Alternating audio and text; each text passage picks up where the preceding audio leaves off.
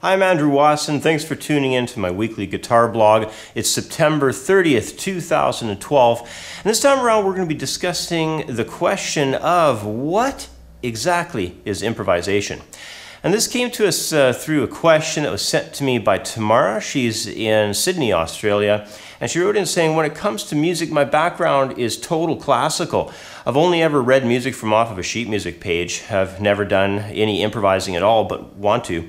When it comes to theory, it has only been covered as to learning about music and not how to actually make it. I'm feeling really frustrated from this, and I was wondering if you could please explain in a video what improvisation truly is. From Tamara in Sydney, Australia. Well, thanks for writing in, Tamara. You know, I've met a good number of classically trained musicians who could not improvise. It often never gets covered in the classical training, and therefore there's a lot of classical musicians out there who get stuck when asked to just make up something on the spot.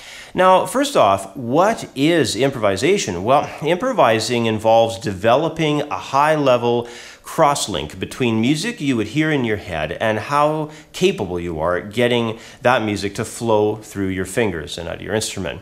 And all of this has to happen in a fraction of a second. So let's hit the guitar and take a closer look at how all this has to come together. So one of the first things to realize is that improvisation is three basic things. Number one, what you can hear in your mind. Number two, how good your theoretical knowledge of the fretboard is with scales and arpeggios. Guitar techniques, whatever it is, legato ideas, bends, hammer-on pull-off lines, all that kind of stuff. And then finally, number three, how quickly and easily you can produce the music from your mind. So tapping into your mind and pulling spontaneous musical ideas out instantly on the fly, is really not as easy to do as it might sound. But in the beginning to all this, it's actually a transcription. So you want to go and sit down with your MP3s that you have in your collections, and daily just work at learning song parts. Once you can transcribe other people's songs easily enough, you won't be all that far away from pulling together the musical ideas floating around in your own mind and making them a reality. Now, fingerboard knowledge with your scales, arpeggios, and chords, and your harmony, so you understand how chords fit together and you understand how your scales operate all over the fretboard. You're good with technique and all that stuff. Whether that's, bending or you're doing cross-picking.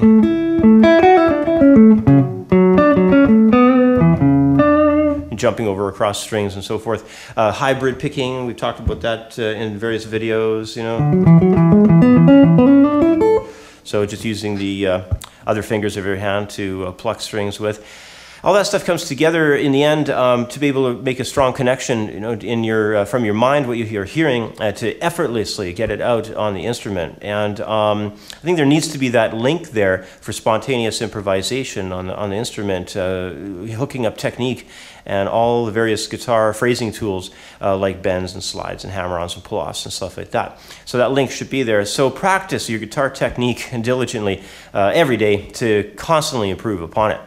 Now, finally, being very stylistically flexible at producing well-fitting musical ideas towards multiple styles as quickly as possible also rests on two other subcategories of musical ability, and they are a theoretical understanding of how music is put together. So if you understand why a major scale is a major scale, and what makes a minor scale, and what happens when you do modes and the different harmonies and chord qualities that you need for developing different modal aspects and all these colors of music, that information should be there. There should be an understanding of that to be really flexible. And you want to be able to combine that with what you're feeling and how things affect you emotionally. I think a lot of great improvising comes from people who can really tap into their emotions well.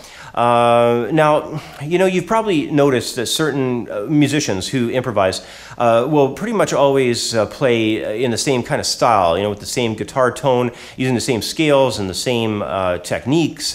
But if you ask them to play outside of that style, they might not be able to do it. So knowing a lot of styles and also having the ability to play around, with the different emotional contexts in those styles and come up with things that sound very connected and very fitting for the piece of music is kind of the ultimate place to reach as an improviser. You know, so if you wanted, you know, if someone asked you to play some blues, you know, you could maybe play some blues for them. If you wanted to if someone was asking you to play jazz, you know. If somebody wanted you to strum some basic chord changes down, you know.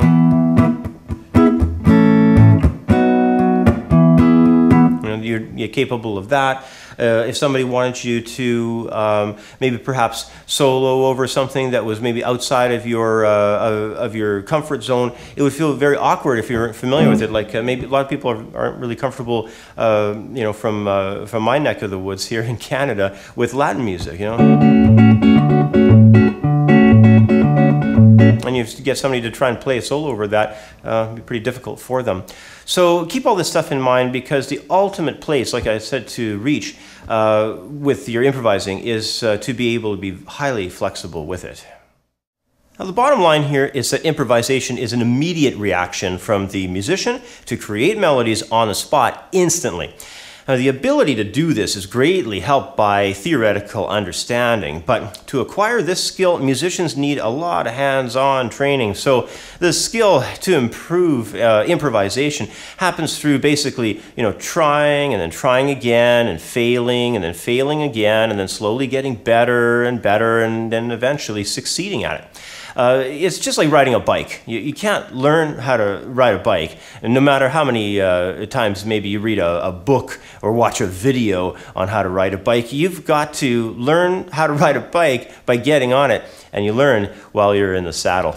So anyway, once again, that's about all the time I have for today. As always, I hope these ideas help you. Thanks for watching. Have yourself a great week, and I'll catch up with you next time. Bye for now.